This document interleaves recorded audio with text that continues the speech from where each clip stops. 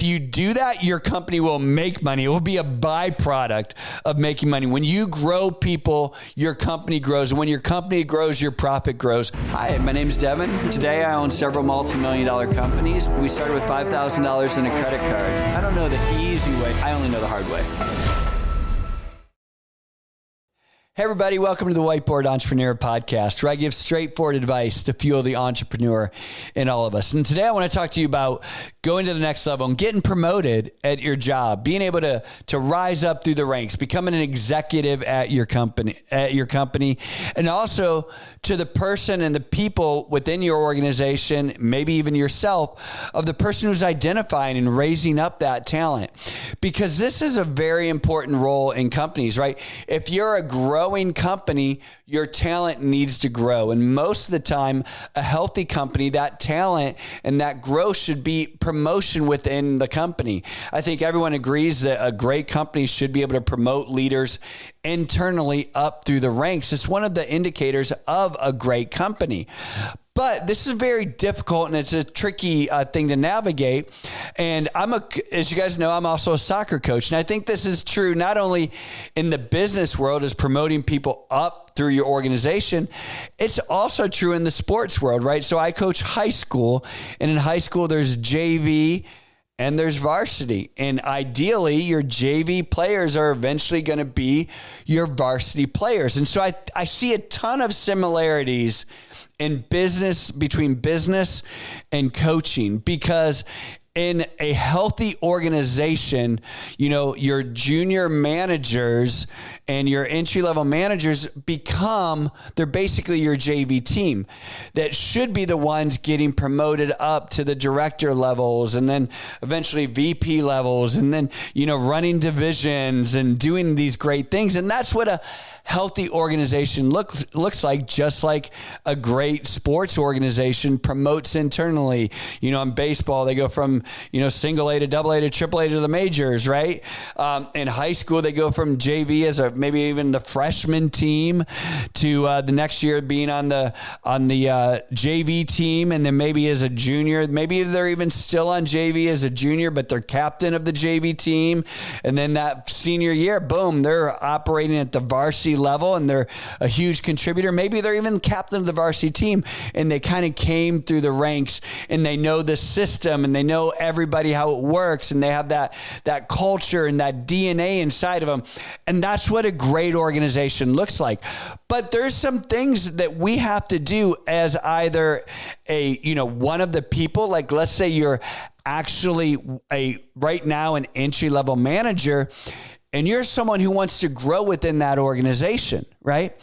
Well, you need to have the type of attitude that you want to demonstrate the ability to go to that next level. Just like a JV player wants to demonstrate in practice, put themselves in opportunities to show that, hey, I'm ready for that next level. Like, hey, I'm a defender and I just stopped your best forward, right? I'm a JV defender, but I just stopped your best varsity forward. I bet coach notices that. Just like in sports, you create these opportunities to be noticed. We want to do that in the workplace, right? You want to do that in your job, right? And so a lot of times we think being noticed means being there every day and just doing your job, right? Well, I would liken that to just being a JV player and just kind of doing, your role. Like, no, you want to show that you're ready to go to the next level. So maybe you come in and maybe you do your job very well, but have you demonstrated that you're wanting to grow and wanting to go to that next level? And how do you do that? Well, you do that by saying, hey, I have a suggestion how to make something better within my job. Hey, I have a suggestion or an idea for this other part of the company. What if we did this, right? And by the way, what if you raised your hand and said, hey, I'll take on that new project? Do you have a new project? What if you went to your manager and said, hey, could I help with reporting so I can learn how to become what my job is and how to understand the numbers and maybe make your job easier? And all of a sudden you start showing that you're ready to go to that next level. And maybe you Maybe you volunteer for, extra work. Maybe you actually sign up for like junior management in your company, right? Or you let people know that say, hey, I want to be in leadership. Oftentimes just letting your voice be heard so that people know that, hey, this person has ambition. There's a funny story I tell all the time that, I worked at a company, a big giant corporation. And after 6 months of working on the job, I was still super green and junior, but this like management promotion, manager position came up in like Manhattan, right? And I sent in my resume and my LinkedIn and I said, hey, I want that job. Well, there was no way I was qualified for like but the VP called me and said, hey, Devon, we're really happy that you have that ambition, but talk to us in 5 years when you actually know what you're doing. But they knew that I had that ambition. They knew that I had that desire, and that made them excited, right? And so they started giving me some additional responsibility in the office. And so they were developing their JV players for that next level. And that's what a healthy organization needs to do. So if you're a leader in your organization, you need to start looking around and going, hey, am I developing that next level of talent? Am I investing in those junior leaders that are going to kind of come up and be the people that I need to take on these new projects, these new endeavors? Because our company's going to grow and we're going to need more and better people, especially the people that understand the DNA within our culture. So this isn't just a message to you if you're a junior manager, or you're kind of entry level right now and you want to grow. This is a message for you as the leaders within this organization to make sure that you're creating those type of opportunities and that type of culture, and you praise that, and you actually make people that want to be on the varsity team, right? Show them that, hey, listen, this is a great place for opportunity. Show them that they could spend their whole career at this company because you're growing and you have opportunity, as much opportunity as they have dreams, and you need to be able to create that. But also what you need to be able to do is you need to identify if there are people within your organization that are sitting in positions but are not basically not ever going to be ready to go to that next level. This would be like having someone on the JV team that is never going to be able to step on the varsity field. That puts everybody in a really awkward situation.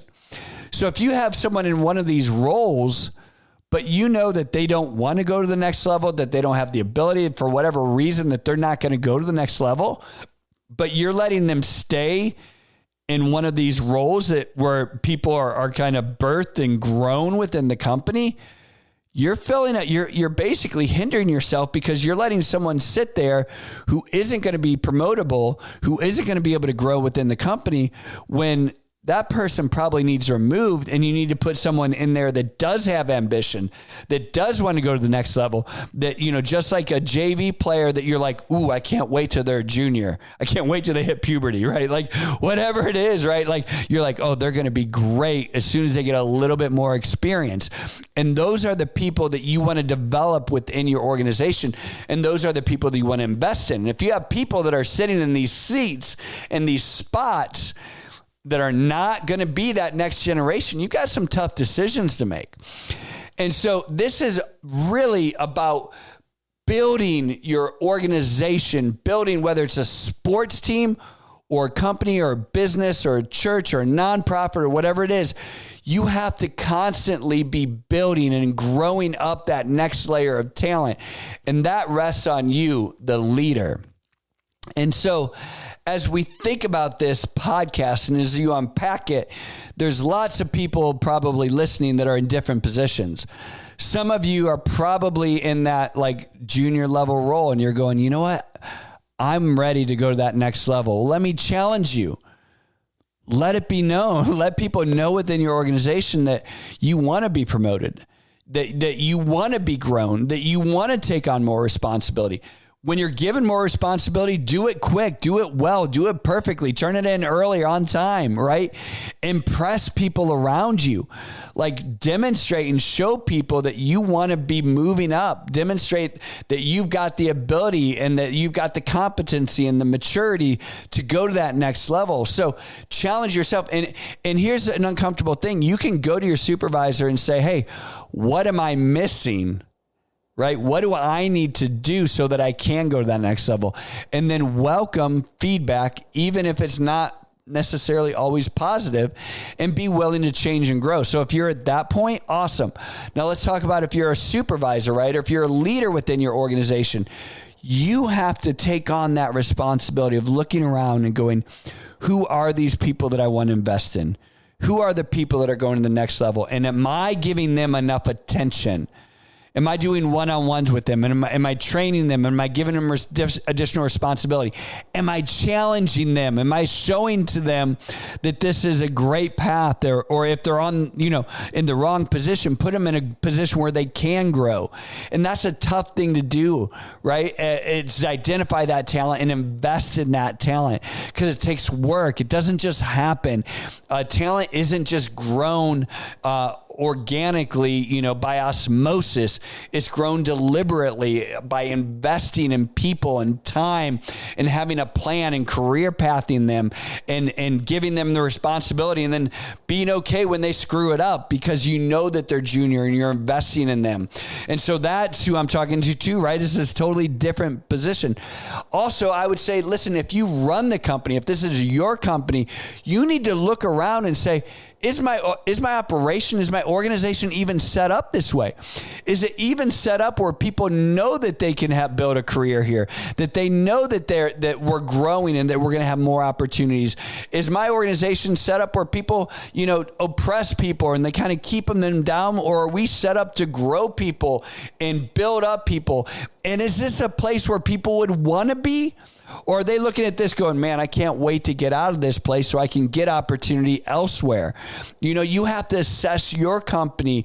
We were likening it. It's kind of like if there are people that have played in companies where like, geez, I don't want to be on the varsity team because they all hate each other and they run too much, right? Like I want to be like, do I even want to be on the varsity team, right? Are you creating a culture where people want to be part of your organization, that they want to grow with it, where they can see that they could work there for the next 30 years and they could retire there and have provided well for their family and been fulfilled and challenged and grown as a professional? And so there's these three different types of people and these three different levels that I'm talking to right now on this podcast. And if you're listening to this, I guarantee that you're at one of those three levels, right?